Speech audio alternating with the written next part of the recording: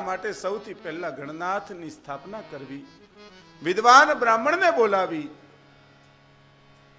અને ભગવાનની સ્થાપના કરવી, પિતૃઓની પૂજા કરવી અને જપ માટે બ્રાહ્મણો બેસાડી અને જપ તપ કરાવવા, ભાગવતજીનો પાઠ કરાવવો.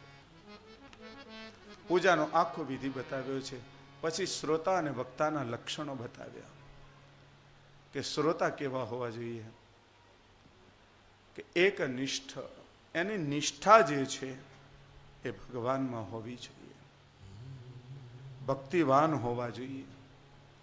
વક્તા જે વચનો કહેતા હોય એ વચનમાં વિશ્વાસ રાખવા વાળો શ્રોતા હોવો જોઈએ. ત્યારે વક્તાના પણ લક્ષણો બતાવ્યા. વક્તા કેવા હોવા જોઈએ, તો કે વિરક્તઃ, કોઈ પણ પ્રકારની ઈચ્છાઓ વગરના, કે આ મળે તો જ કથા કરું એમ નહીં. વિરક્ત, ફક્ત કથાનો પ્રેમ અને કથાના પ્રેમથી કથા કરતા હોય, વ્યવસાયથી નહીં. વૈષ્ણવ, એની સાથે સાથે વૈષ્ણવ પણ હોવા જોઈએ. વૈષ્ણવ એટલા માટે કે એના પ્રત્યેનો ન્યાય એ શાસ્ત્રને આપી શકે. દેવી ભાગવતના કે દેવી પુરાણોના કોઈ વક્તા હોય, આવીને બેસે ભાગવતની કથા કરવા માટે, પણ એની અંદર વાતો ફક્ત દેવીની કરે, તો એ ભાગવતને ક્યાંથી ન્યાય મળે? એટલા માટે વૈષ્ણવ વક્તા હોવા જોઈએ. વિરક્તઃ વૈષ્ણવઃ. પછી એક દ્રષ્ટાંત આપ્યું, દ્રષ્ટાંત કુશલો ધીરઃ.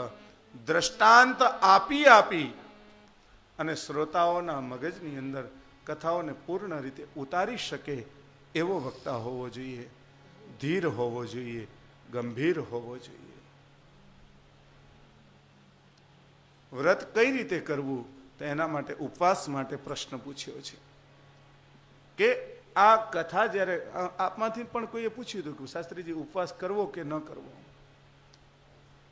તો કથામાં એમ બતાવ્યું કે બની શકે તો ઉપવાસ કરવો, ફલાહારેણ, ફલનો આહાર કરવો. ફલના આહારથી જો તમને ન ચાલતું હોય તો પછી એક ટાઈમ ભોજન કરવું. ફરાળ તો ક્યાંથી ઘૂસ્યો એ ખબર જ નથી પડતી, અને એમાં આ સાબુદાણો તો ક્યાંથી આવ્યો ખબર જ નથી. ફલના આહારથી ન ચાલે તો એક ટાઈમ ભોજન કરવું. અને એક ટાઈમ ભોજનમાં પણ તમને એમ લાગે કે ના ભૂખ્યા નથી રહેવાતું, તો ભોજનમ તુ વરમન્યે કથા શ્રવણ કારણમ. કથાના શ્રવણની અંદર જો ભૂખ જો કારણ બનતી હોય તો એ ભૂખને છોડી દેવી, એટલે તમારે જમી લેવું 4 ટાઈમ, પણ કથા કરવી. ઉપવાસ શેના માટે કરવા, તો એના માટેનું પણ કારણ બતાવ્યું છે. મલમૂત્ર જયાર્થમ હિ લબ્ધ્વાહાર સુખાવહ.